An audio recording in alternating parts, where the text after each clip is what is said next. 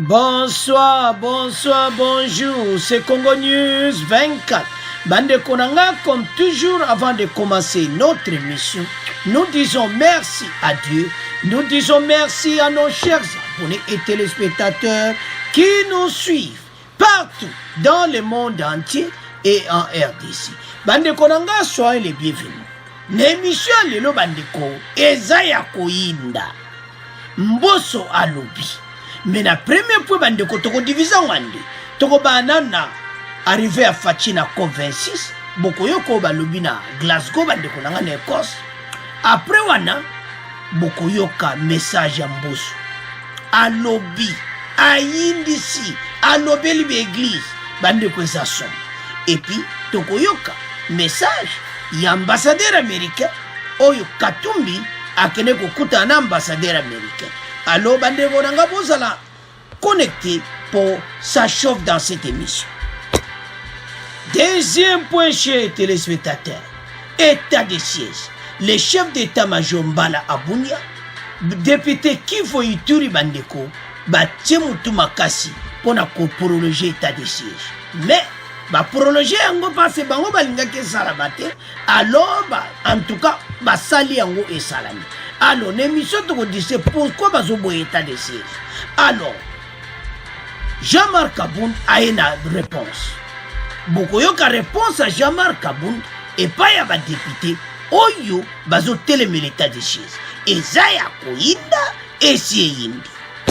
Alors, bande konanga to comme na premier point na biso. Boye bisa bande ko te émission bande. Bande ko, on va commencer cette émission avec arrivé à Fachi na COP26 où ils ont salé pour na climat na Écosse na Glasgow. Et puis boko yoka ndenge nini Mboso ayindisi na stade Vélodrome alobeli basango alobeli be église et ça sont. Alors première partie c'est ce qui dit au sommet COP26 boyoka oyo balobi na Glasgow ba détail. Après avoir participé remarqué au sommet des G20 à Rome, où il a porté haut et fort la voix de l'Afrique, le président de la République est arrivé à Glasgow ce dimanche soir pour rendre part à la COP26, le rendez-vous mondial sur l'enjeu climatique. Bande considération à climat et sa somme. Makambu oyo ndenge mokilezo kende ba savant déjà bazomona ba scientiste bazomona bata science bazomona nde makambo ezokende malamuti pona ba température bandeko ba forêt kozika na ndenge mokete mais biso tozana mo grâce parce que bandeko botala ka forêt équatoriale epeli moto ba dégâts bone kozala. Alors ba ressources faut ezala pona ko prévenir yango. La RDC a la forêt équatoriale, où est la deuxième forêt après Amazonie, où est la Brésil. Alors, tous les situations moko, j'en suis sûr tant que Fatia ou Djamaloba, à cause de ko expliquer en clairement. Dans la mboka na biso na ba ressources tous anango, moto peli, tu peux exemple, ndenge pela ki en Australie. Oyo etendi mobimba. Yamboka na tout moto eza kopela, moto eza kotika te, bon comprendre siko tango moto andengo wana eza kosalama, siko pays lokola RDC, tozana makokite ya mingi. C'est grave, tozana be hélicoptère bomaka moto, ezate. Tozana ebwaka mai ko moto, ezate. Tozana ba pompier ba avion, ezate. Donc, tango ba situation tozomona ngwalo fatia lobi les occasions. Parce que na COP21, ba pesa qui promesse était ba ko pesa financement. Mais jusqu'à présent, boyebi ou elika ki na président, ya ba américain. Boyebi yetango yaki oyo o utoleka. Situation en tout cas ye abongse makam Trump abongse makamo bienti. Trump mutazongsi makambo nyonso sima. Parce bango bazaba leader ba grande puissance. Aboy ko tia manzaka na makambo eleka kiliboso.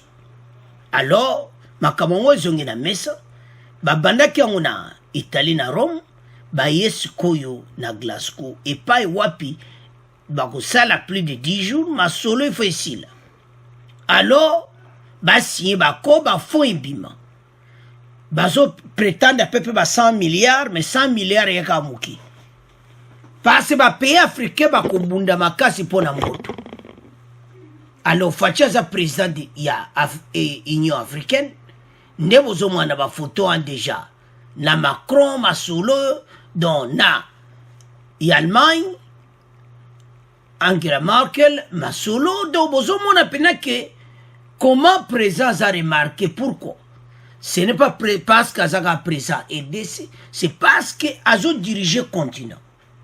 Mais ce n'est pas un continent africain. Makambo nyonso ba moto continent africain et ça n'a pas qualité ma capacité pour combattre. Alors, sans plus tarder, toyoka extrait oyo avant de continuer mission abiso. Bonjour mesdames, bonjour mesdemoiselles, bonjour messieurs et bienvenue dans cette édition du journal. La 26e conférence annuelle de l'Organisation des Nations Unies sur les changements climatiques se tient du 1er au 12 novembre dans la ville de Glasgow en Écosse. La conférence des parties ou COP en abrégé est un sommet annuel qui réunit 197 nations pour discuter du changement climatique et de la manière dont les pays et nous tous prévoient de les combattre. Tati Mapuko. Chaque année, les participants de la COP se réunissent pour recevoir et évaluer les mesures à mettre en place dans la lutte contre les réchauffements planétaires. De nombreux signes actuels démontrent que le changement climatique est en marche. La température globale a d'ailleurs déjà augmenté de 1 degré Celsius en comparaison avec l'ère pré-industrielle. Afin d'en limiter les conséquences, le réchauffement de la planète doit absolument être contenu sous la barre des 2 degrés Celsius d'ici 2100. Selon les derniers rapports du Programme environnemental des Nations Unies, si chaque pays signataire respectait leurs engagements actuels, le réchauffement planétaire moyen se situerait davantage entre 2,7 degrés Celsius et 3,2 degrés Celsius. Face à cette urgence climatique, l'objectif principal de cette COP est donc de convaincre les États à revoir drastiquement leurs engagements, notamment la réduction des émissions de gaz à effet de serre. La RDC, qui abrite la deuxième plus grande forêt tropicale du monde après le Brésil, sera hautement représentée à ce forum de Glasgow avec la présence du président de la République, des membres du gouvernement et de quelques acteurs de la société civile œuvrant dans le secteur de la protection de l'environnement. Alors, à propos de la COP26, vous l'avez entendu, la RDC abrite la deuxième plus grande forêt tropicale du monde après le Brésil. Cela fait que le pays soit un réservoir de carbone et une réserve de biodiversité d'importance mondiale. Les autorités congolaises ainsi que la société civile œuvrant dans les secteurs de l'environnement et développement durable en RDC disent espérer participer cette fois à une COP pragmatique. Quelles sont les attentes de la RDC à l'égard de la COP26? Élément de réponse toujours avec vous, Tati Mapuko. Bien avant l'ouverture de la COP26, certains acteurs congolais du secteur de l'environnement ont fait savoir leurs attentes. Pour Jeannette Bosingisi, chef des services de l'Agence congolaise de l'environnement ACE en sigle, la RDC joue un rôle très important dans la protection de l'écologie à l'échelle mondiale et il faut tenir compte de cette dimension dans les différentes discussions qui auront lieu à Glasgow. Quand vous regardez tout ce que nous avons, nos forêts, l'eau, tout, la biodiversité, quand vous regardez les écosystèmes, nous répondons à tout pour donner la solution à ce qu'on appelle changement climatique. La COP26 est une occasion pour la RDC de réclamer le décaissement effectif des fonds pour la protection des forêts du bassin du Congo, promesse qui n'a jamais été réalisée depuis la COP21, ajoute Guin Kajemba, coordonnateur du groupe de travail Climat Red Plus. Alors, bande konanga tolandi biso nyonso wana. Message ya bande kona biso oyo bayebi makambo climat. Ba expliquer yango très bien. Parce que bande ko faut basala tuba kityango na 1,5 degré. 2 degrés esaka makasi. 3 degrés donc kutuma watru. Premier ministre ya Royaume-Uni alobi yango clair abi eza somo ndenge makamango ezokende ezozala somo bandeko na ngai biso toomona ngo kaka boyi me bato pena baza na makambo ya climat ba scientiste bango tout bayebi très bien que ndenge tozokende eza mabe boyeba te na makambo wana nyonso biso baafricain na basud-américaine les pays de l'Amérique latine côté ya Brésil oyo baza na côté ya forêt ya munene wana biso toza na forêt équatoriale donc Afrique centrale particulièrement la RDC toza na danger toza na bazamba bamoto wana soko epeli bandeko nanga eza mawatru boyeke toza na bamoye bocomprendre siko moto ebandi alors basituation toza nango kaka yango te na oyo ya mipepe bandeko bamipepe bele tokomomona sikoyo bamipepe moko mystique oyo ka mopepe bena soko esala ezokwesa bagraba pale eza koamporte banon donc makambo ebele echange enoni bata science bamoni batali le temps oyo ya kala batali le temps sikoyo babi te erango oyo ya kozwa badécision yango omoni baza na Glasgow faci akomaki baobongisa kosola masolo wana bakongolais toza na président oyo azosala makambo baprésident mosusu mpenza oyo avant ye bazali mpena kosala yango mingi boye te kozala présent chaque fois tozokritike oyo président azotambola me botala oyo aza kosala botala nanu basolution azomema na mboka basolution kitoko yango tosenga na bacongolais komi temps biso toraisonne toyeba ete Faci est là pour la nation, pas seulement la RDC et toute l'Afrique en tant que président de l'Union africaine. Alors, tout ce qu'on a dossier au Yebomimboka. Message de Mbosso à Senko et Sisi Bandeko. Alors, Beli Basango. Makabweza minene. Pour Mbosso Penda o balubaka appeli si moto. Parce que Bango Bazoyo Kati. Il fallait kaka chauffer makambo. Aïe sabasango bozo sale zamabe. Bandeko. A détaillé toko tiela bino soki boyoka ki angote. Toko tiela bino extrait. Parce que zaï moulay to tiela bino ka mwandambu. Ou elega ki na stade Vélodrome. Il était clair. Ba expliquer ba congolais. Problème o ndenge makambo elegaki. Nandenge basango bazo beta na mitu. Nandenge basango bazomema oyo balobi wana oboy eloni asalaki Mbosso asali commission paritaire bamusu babokoya abongisi musu batindi ba lettre voilà biso tokoyate wana basango bakoyate l'église protestante et église catholique bon bino bokoya bon commission paritaire na batamaye na opposition bake basangani bandeko ezaki na Hôtel Fleuve Congo masolo esanini ebandi Mbata azaki à la direction de tout ça. Il a appelé les chefs de l'État. Fatia ebise kozala presse te ba Congolais bolanda toko tiela bino Mbosso soki boyoka kiti alobina Fachi tala situation de komi ayebisi Mbosso kowela kozwa ba décision ti kokene mbangu te ndenge mabunda akendaki mbangu Fachi bande kotala ba Congolais tozala prison za sage soki bozo mona te bolanda émission boyoka nde Mbosso expliquer alobi kozala mbangu te muto azalaki avant yo mabunda azaki pressé il faut kozela makamba basango basilisa makamu na bango zala na kimia apesi bango lisusu 72 heures 72 heures baye na bango kati basango babude na bango Mbosso alobi ke makambo basango baza kosala eza pasi alobi bozo mona nga président Mbosso naza ancien naza mukolo na yebi ezoleka na ye makambo nyonso wana et puis Mbosso a dit ceci je suis catholique naza catholique alors oyo bango bazo sala azoloba clairement que eza malamu te biso tout osambelaka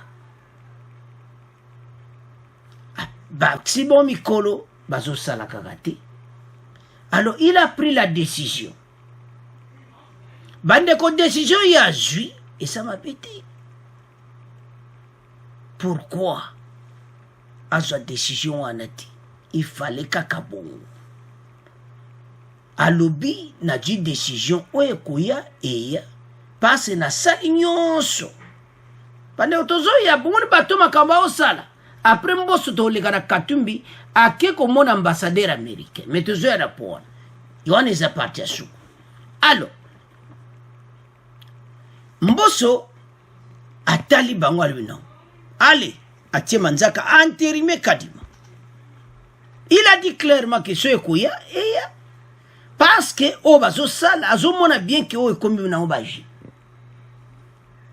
Et puis alobi ke eza soni makamba sango baza kosala. Emprunte rima Kadima investiture basango bazo voyager kokenda à l'étranger. Eza soni eza lokola ke pays na biso eza na l'ère colonisation. Moi je vais lire tout tcheli binwana et puis bokoyoka yango après. Donc eza mawa. Mais avant même to tanga wana boyoka yemo komboso ndenga lobi bon to continuer mission na biso. Parce que basango ba yesi mboka soni. Ba mususu ba si confession ba voter mutura bango. Ba yebi tusu na dossier yeo ya biso tia ye bango ba lingite to voter. Na lobi te tika na kanisa. Na kamati zan alani mukunja mboka na Lubumbashi.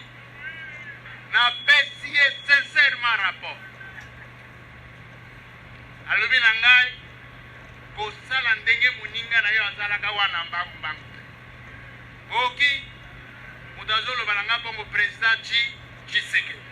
Na lingi ba confession religieuse bazala bomoko bakabonate.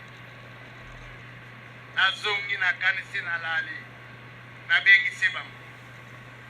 Na lobi bozonga na pesi bino 72 heures. Mikanda na zana. Ngape na kokenda na putu na ko explique. Tokani na koko tambola mukire mubimba na explique. To fandi. Bino bato bokotisa ngakala. Ngana tangi pa bakatolika. Naza mwana bakatolika. Zambi azoko landa ngai. Pe mukole na bokufa. Na likambuana soko na zima sumu mususu te na kokota na lola. C'est la vérité, applaudissez, applaudissez. Na fandi na bango ezala les 6 confessions religieuses ezala ba catholique na ba protestant na sololi na lobi tala charte za charte ya bino na mutu na koma yango te nga na kokota makambo na bino te nga na kopesa bino kaka conseil. O mwana kapesa kana bapa na bapapa. Bakei. Baukanite. Nasalani. Na bengisi ba mona lobitala. Tango baukanite na pesi binu tamoro yo toza kolex. Binu na binu kokutana na mayere na binu lere mususu ko busali négociation secrète boko okana. Na tikita moro yeleka. Mais moto bazango funda nani zalingae aza catholique yango wana lingite asala boye ko sala boye na kangi matoi polo makambo mbuko na ibi ya na mukolo awa na ebi na fandi na bango na tali bango na étudier bango na lobi ngape na sambi Asambilaka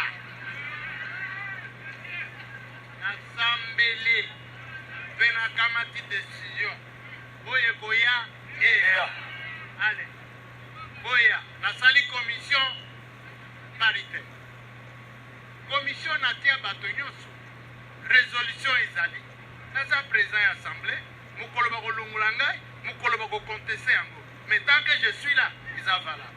C'est la vérité, applaudissez, applaudissez, applaudissez. L'autorité morale parle. Nakamati bana ya mayele ya opposition bis nati. Nakamati bana ya mayele ya majorité nati. Na lobi bokenda kusala musala. Donc mitani na moni mukanda ba lobi yo biso tokokota na biso te. Na lobi za droit na bino. soka bokota te bino mosusu bokende bato ya majorité bakei na nterine bato tokende na baélection tozonga lisusu nsima te soki na baeglise bamoni ke likambo ezali na leta bakutana na leta basolo na leta babongisa soki leta moto amoni akutana pena bato ya baeglise basolola babongisa me kututa na mitu bakritike na baradio na batelevizio kolongwa na Congo kokende na mboka mopaya ezali soni mingi ezokolakisa ke tukumi lisusu na colonisation. Alors, bandeko nanga tolandi président de l'Assemblée nationale Mbosso Kodia a expliqué très bien. Commentaire pene à Mingezate parce que à Salignonso Mbosso a dit à Sambeli, a dit tane na prière, a Bondeli. Alors, Baye Karate, a sengina conseil à chef de l'État, a ebise kowele lati, ndeto landi Mbosso. Mbosso azaki clair bandeko. Botala bino moko, makamba sango baza kosala. Mbosso mutalobia, eza soni pona mboka na biso. Komona koma, batu bazo quitter la RDC, 8000 km na avion, bambongo kwa bazana balara, ba wana kote wa bazar, allez, ba voyager à l'étranger. Mbosso alobi eza bongote, eza soni. Komona ki botiki mboka na mino bokangi ba valise, boke Bruxelles, musu bakangi ba valise, bake Brazzaville, epa ya Sasungisu. Mais botala siko mboka na biso epa euti. Bomona koma tozana na musika. Na ba attitude bisaleli na biso do mawa. Basango ba yesi mboka soni. Batuondi Mbosso albondi tozana l'era colonisation. Alors que toza pays indépendant. Botale pa wapi makansi na bango ezoluta. Ba pense na bango ba o bazo benga ba prêtre. Botale pa wapi ba memi mboka. Na soni oloba ke congolais batu bazo lomaka do mawa. Alors bandeko nangai fatia jo décision kitoko. Mbosso pe ayako jo décision kitoko. Avant fatia zo ba mona kete ba anterime kadima ndeto landi wana Mbosso kutalobi wo ekoyeya. Alors kadima anterime investi makambo tamboli musale zo sala masiko tala siko soki to landaki basango mbeti lero tozo tournoro ezo mwana clairement ki basango baza compliqué siko ba congolais ba kozala na bakozana confiance na bino comment oye uto le kawa na soni. Mbosso abimisi makambo polele na poisa bango mweba sa autre meati alobi abengisi bango bako mukanda o bako yati commission paritaire bako yati. Donc makambo nyonso ezaki mawa. Et surtout que bazui avion baki na Union européenne à l'étranger pa bapaya. Et le Mbosso sali soni yangwana. Mais ça passe. Mais mboka na biso bandeko makambo ebele ko changer. Tozali awo. Fatia la tête ya mboka makambo ebele eko changer. Bo nyonso ba komisi mboka komaki poto. Ba oluka ba redresser ba place nyonso bebaki po mboka ya avancer makambo koma kitoko. Parce que pays na biso ezana nyonso mais tozali kozanga ba vrai dirigeant. Lokola Fatia monani alors kometa makambo ekene kitoko makambo to ekene propre. Alors bandeko na ngai c'est à ce point totiki point yo tokomo kende na point na biso ya Katumbi na ambassadeur. Bandeko zo sala soni. Tozaka na pona. Donc soko taliwana okomona avec Moïse Katumbi wana ambassadeur américain.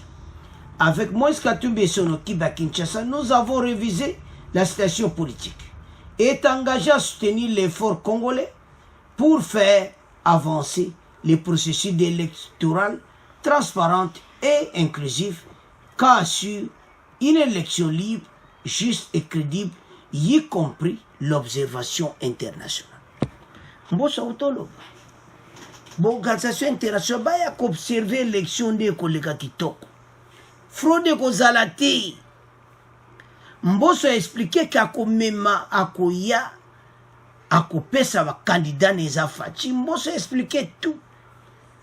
Alors, Katumbi réunion na ambassadeur américain. Donc so taline bato bazome ya makambo. Ya mboso abwaki alobeli bango que botika komema makambo pa bapaya. Bapaya bakomema mboko wapi. Toze suna l'era coloniale. Toana colonial ti. Alors alobeli bango botala Katumbi yewana na ambassadeur américain na kamitatu bakeko sola mboka masolo ya mboka na biso e komiti ko beta libanda. Donc ezamawa. Alors Katumbi à son arrivée azai ko sala ba réunion na batunaye. Batunaye et pelé bakolongo. Katumbi va regretter parce que à quoi convaincre bango comment. Et ça m'a passé. Makamozo mwana poele mese Katumbi. Mbosa utolo ba catholique wana. Abibo oke na libanda mboka. Bozala awa to dialogue to solo. Mais tala sikoyo ekomi ko kende ko katsa tiba Brazzaville ko keneti Union européenne kaka ponini candidat na bango azana. Alors bande konangai ezo sala pasi pe mao. Komona comment mboso misima vérité nyonso. Alors bande ko Bakatumbi fubaluka ba réfléchir. Aux oppositions républicaines ya yela kibisote. To éviter ce qui a yeli biso les oppositions ni. Ya moto esa ba congolais to telema. Mboka na biso zo na direction kitoko, mais au senga biso tous à l'ensemble to avancer makambo nyonso. Alors bande konangai esa pasi to yebiete musalo fachaza musala makambo ezala kitoko. Quel que soit batelemi, mais makambo za ko avancer. Batu baza ko tika mboka ko kelibanda, mboso alibito tika makambo to sur l'ère colonisation ti. Alors, bande korangai to tiki premier point yo to komoke na deuxième point. Alors, bande korangai to comme na point na biso ya mibale, point ya suka, le chef d'état-major Mbala Abunia. Et puis, ba député, ya Kivu na Ituri, ba tomboli ba banderole na bango, na kati ya Assemblée nationale, eti bango ba lingiliso état de siège te. Kabunda lobi na ba député ano Kivu na Ituri, aebisi bango, ba pesa réponse na bango, soki bo boyi de kambo, mais bo proposer piste ya bien. Mettez un message à Kaboul. Le chef d'état-major général de FARDC, général Célestin Mbala Moussese, est arrivé à Bunyani-Turi dimanche 31 octobre.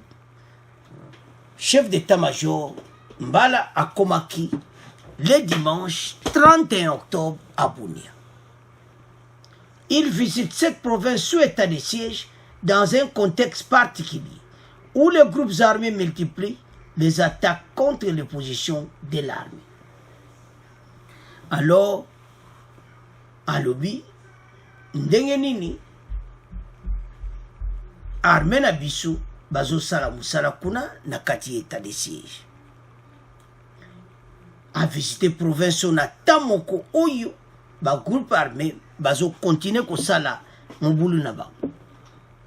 Le porte-parole de FARDC en Ituri, le lieutenant Gilles Ngongo, part d'une mission purement de commandement. Alors, bande kotoko tiela bino, lieutenant Gilles Ngongo alobi que Célestin Mbala a une mission ya commandement purement ya commandement ya FARDC kotala ba unité de musale zotambo. Si le chef d'état-major arrive ici, c'est dans le cadre d'une inspection des troupes et une mission purement de commandement, parce qu'il est le chef des armées en RDC. Et je pense, sa présence à côté des hommes va galvaniser les opérations militaires que nous sommes en train de mener, mais aussi hausser le moral des troupes en cette période où nous sommes engagés dans tous les fronts pour détruire la menace et surtout protéger ou sécuriser nos populations qui sont à détresse. Tolandiwana. Et ça passe. Armée n'a pas besoin de travailler. Makasi bandeko. Ndinge Tolandiwana. Et zo senga. Parce que les députés nationaux, oya ituri na qui va boy pena qui état de siège va prolonger. Alors le cola va sa majorité message quoi que bango parce que bango ba telemeli yango penza ba député ya Kivu na Ituri. Une cinquantaine de députés nationaux majoritaires du Nord Kivu et d'Ituri suspendent jusqu'à nouvel ordre les participations aux plénières concentrées, la prolongation de l'état de siège et exprimant leur désapprobation en toute énième propagation de cette mesure.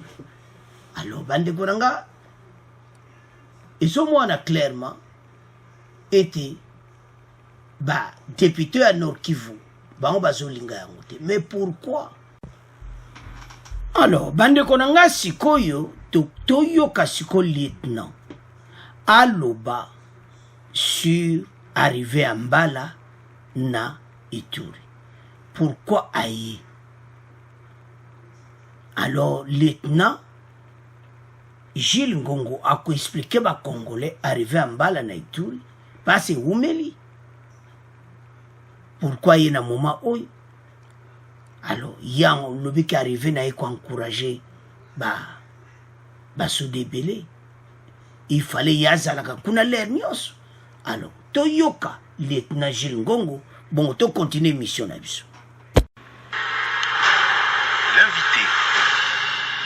Notre invité dans cette édition du journal est le lieutenant Gilles Ngongo. Il revient sur la visite ce dimanche à Bunia du chef d'état-major général des FARDC, le général Célestin Mbala Moussessé, qui arrive dans cette province sous l'état de siège dans un contexte particulier où les groupes armés multiplient les attaques contre les positions de l'armée.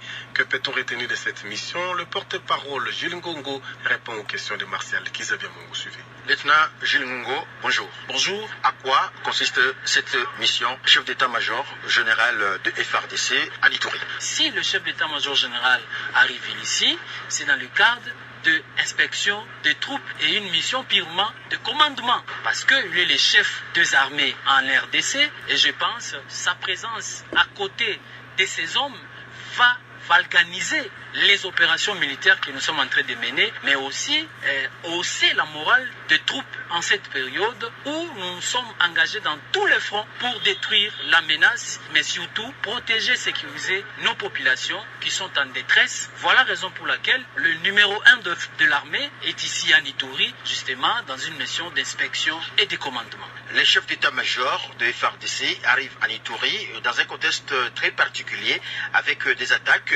multiples de la Codeco, opposition des FARDC dans les territoires de Djougou.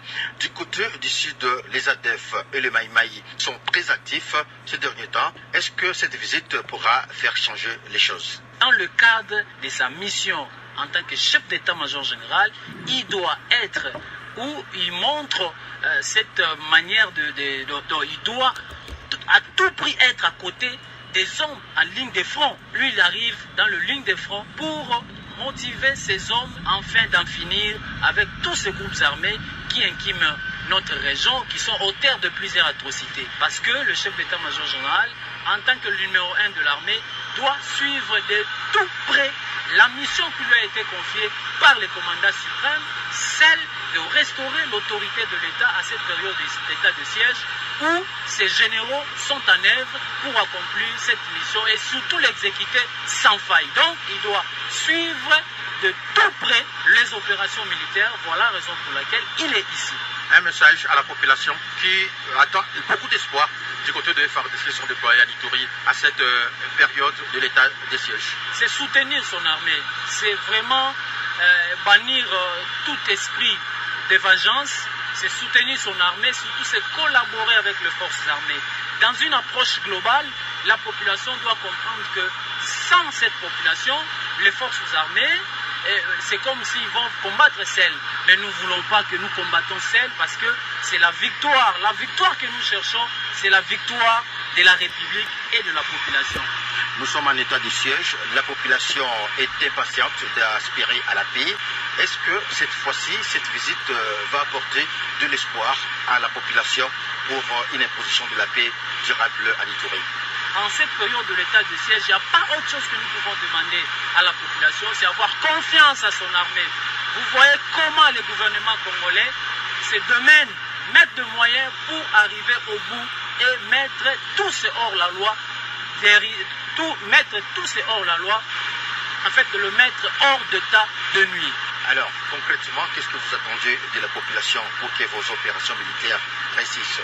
En cette période, la population, nous devons être dire comme faire derrière l'administration militaire pour chasser, détruire cette menace qui a longtemps duré. Et le temps qui nous reste, je pense que vous avez vu ici en Ituri, il y a des avancées très significatives, mais l'objectif ultime pour nous les forces armées, c'est restaurer l'autorité de l'État. Et là, la population doit être sûre parce qu'on ne combat jamais la République. Maintenant, Jules Ngongo, merci. C'est moi. Alors, bande konanga tolandi bisonyonso, le lieutenant Jules Ngongo part d'une mission purement de commandement. C'est-à-dire le chef d'état-major, Azana Bounia. Si le chef d'état-major arrive ici, c'est dans le cadre d'une inspection de tout. Et une mission purement de commandement parce qu'il est le chef des armées en RDC. Je pense à présence, à côté de ces hommes, va organiser les opérations militaires que nous sommes en train de mener, mais aussi le moral des troupes. En cette période où nous nous sommes engagés dans tous les fronts pour détruire la menace et surtout protéger ou sécuriser nos populations qui sont en détresse. Bande koza pasi na moment oyo et comme étant oyo mokonza basoda azala na kata terrain yemo Celestin Mbala amona ndeni bataka ba ADF ezali bande ko ezasom. Alors na Assemblée nationale ba député nyonso ya Nord Kivu na Ituri ba tombola ki ba message que voilà fin il y a état de siège. Deux hommes on a clairement que balinga qui ont le soutien. Donc et pesa qui pena propriété ndenge basilikaki. Ndenge bozomo wa photo wana bazana kati Assemblée nationale na ba banderole là-bas. Une cinquantaine de députés nationaux majoritairement du Nord Kivu et du Ituri suspendent jusqu'à nouvel ordre les participations plénières consacrées à la prorogation de l'état de siège et expriment leur désapprobation à toute énième prorogation de cette mesure. Balobi bakoza ajouté na ba prorogation ya état de siège. Donc bango bakome moyen ya wesala mezati alors bande konangai botala et pas ekomi. Donc batou bazu ba décision et état de siège ça dissout.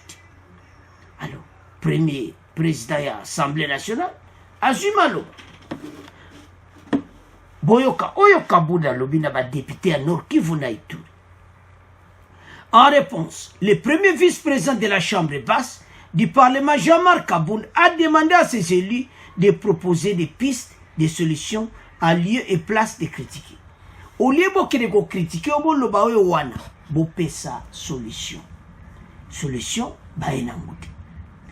C'est très grave. Au lieu d'exiger la fin de l'exercice des sièges, vous nous aurez proposé une série de pièces de solutions. C'est de ça qu'on a besoin. en quoi l'état de siège vous gêne. Parce que ces théories existent depuis 3 décennies. Vous voulez qu'on tue nos compatriotes là-bas sans que quelque chose soit fait. Il nous exhorte à la retenue, au bon sens et à l'intelligence. Parce que cette question est très délicate, a fait savoir Jean-Marc Kaboul.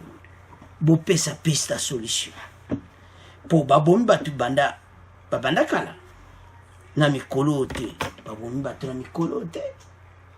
Alors, et comme tant au téléma. Parce que batu balingi mboka na biso te. Soko talde baza ko attaquer biso.